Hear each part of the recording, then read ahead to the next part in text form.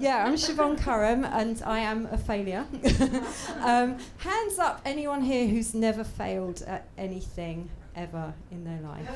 I was going to say, you must be a late developer then, because I think failure is just part and parcel of life, isn't it? I think, and the fact that no one put their hands up is why I feel so passionately about writing and speaking about failure, because it's something that happens to all of us, and yet we're taught to feel ashamed of failure, scared of failure, never talk about failure, and especially I think now in the age of social media, when we're all kind of putting, or most of us I think put a quite edited sort of highlights reel on Instagram or Twitter or whatever about all the good things happening to us, and it's very rare that you see someone go on Instagram with a picture of their latest failure.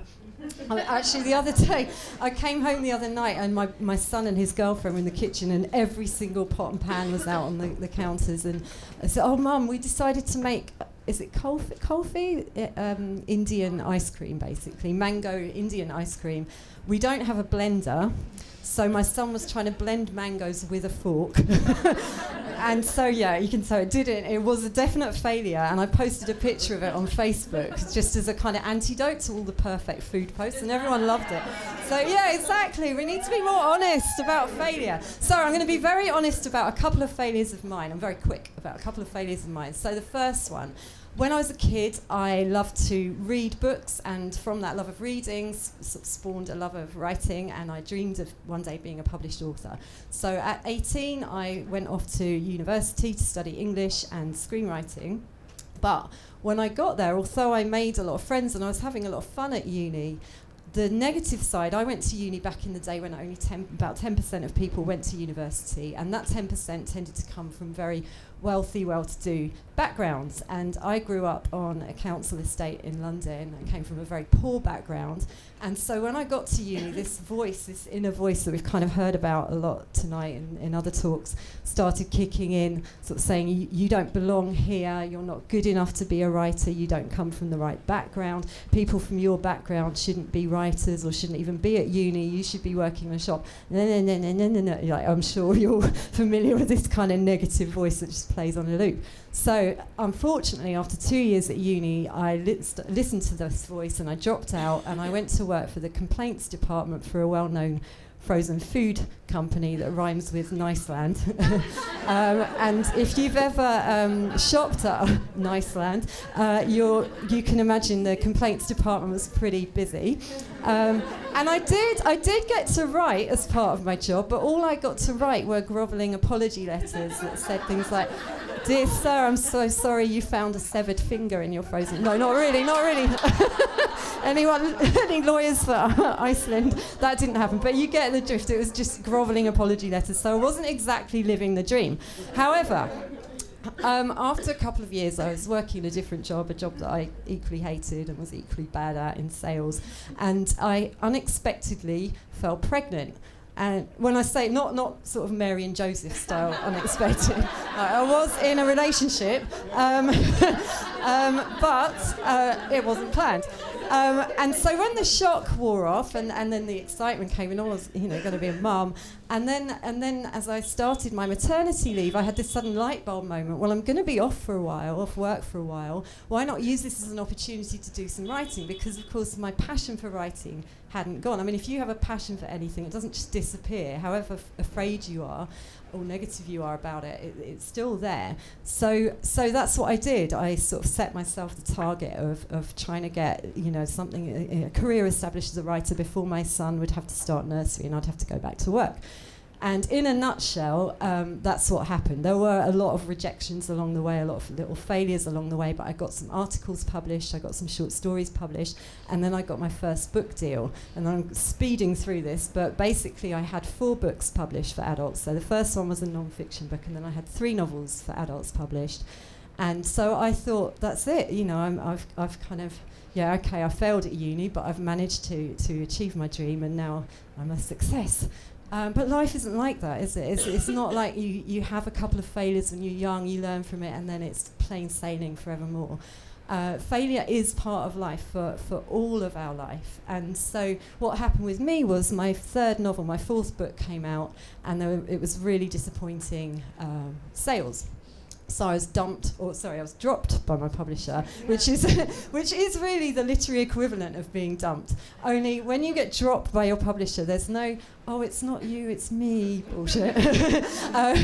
It's all you, and your poor, lousy book sales. So I came home that night from the meeting where it was my publisher, where I found out I'd been dropped.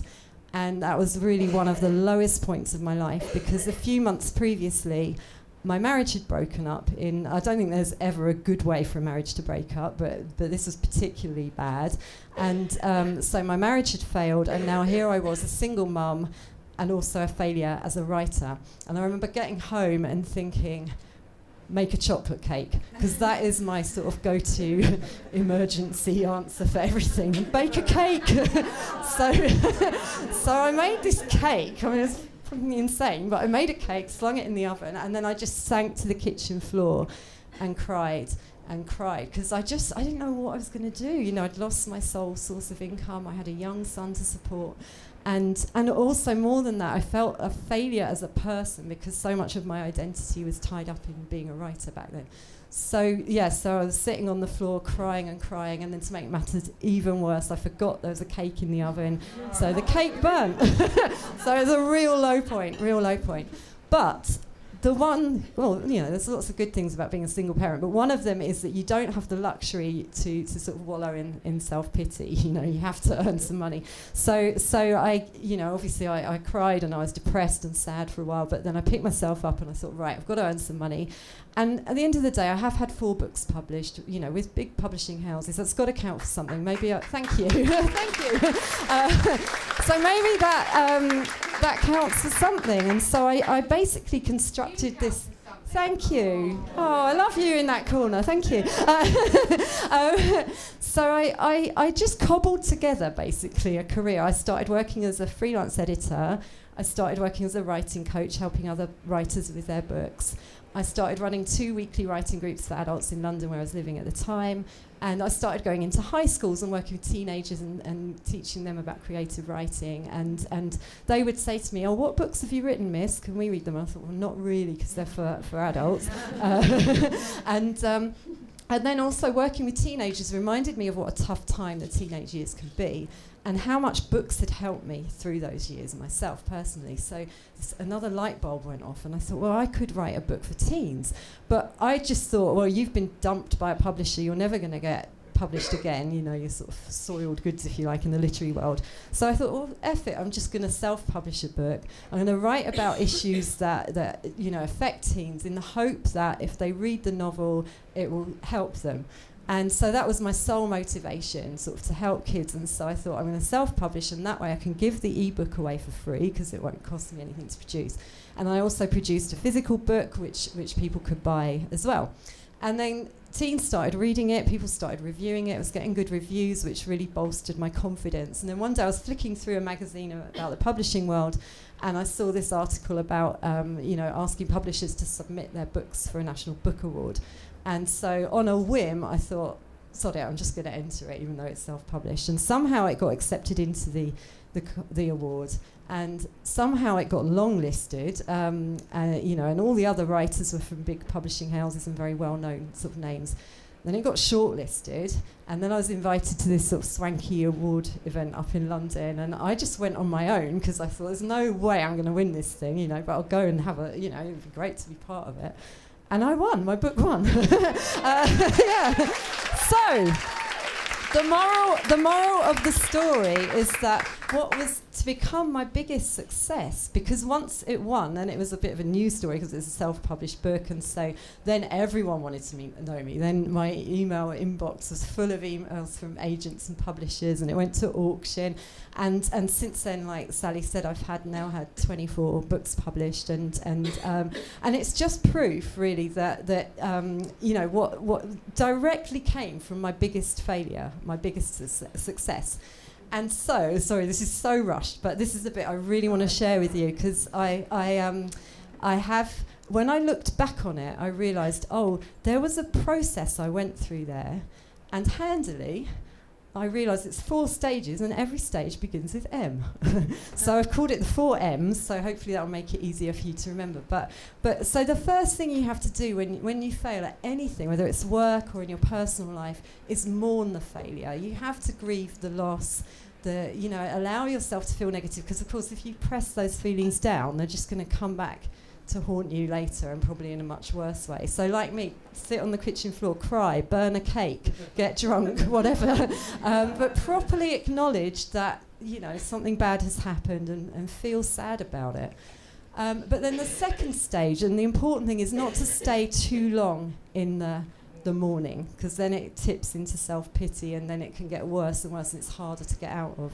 So the second stage is to meditate on the failure, and by that I don't mean kind of like a yogi's I mean, do meditate. I find meditation really helpful, but I mean meditate on the lessons, because there are always lessons in failure. So think about a failure you've been through yourself, and just ask, well, what did I learn from it? And it's such a good way of turning a failure around, when you start to see the wisdom, the lessons, the way you can use the experience to positive effect. So for me, when I meditated on my failure, I realised, actually, you know what? I don't need a publisher to be a writer. I also learned that actually, if you use, when I changed my motivation for writing to helping others, to helping kids, it was so freeing, because I didn't have to worry anymore about keeping a publisher happy or book sales or any of that stuff. And I found that really, really freeing. So that was another important lesson. And then when you've kind of meditated on the lessons of your failure, the third M is to get motivated. So that's when, like I said, for me it would have been, just really thinking about, who's this book going to help? How can it help? And really going for it. And to this day, that's still my motivation, my sole motivation with my writing. I honestly don't give a shit about book sales and things like that anymore, because I've seen how the publishing world works. I'm quite cynical about the publishing world, but in a healthy way, I think, because I know a lot of writers, and I see them getting so kind of eaten up by, how many books am I going to sell? I think when you make your motivation helping people, it kind of removes all of that stuff, and you're free to just enjoy what you're doing. So yeah, get motivated. And final M is moving on. So that's where you sort of pivot away from failure and facing, sort of hopefully future success. And so that's where you start planning. You start actually setting goals. And for me, it was right, I'm going to write and self-publish this book. So I hope that helps. So remember the 4 M's. There's a ton of stuff on my unspellable website, CURHAM.com. But yeah, you'll find me on the Facebook thing, and do link up. I love linking up online with people on Facebook, Instagram, all of the stuff. So, and thank you so much for letting me speak tonight. It's been brilliant night.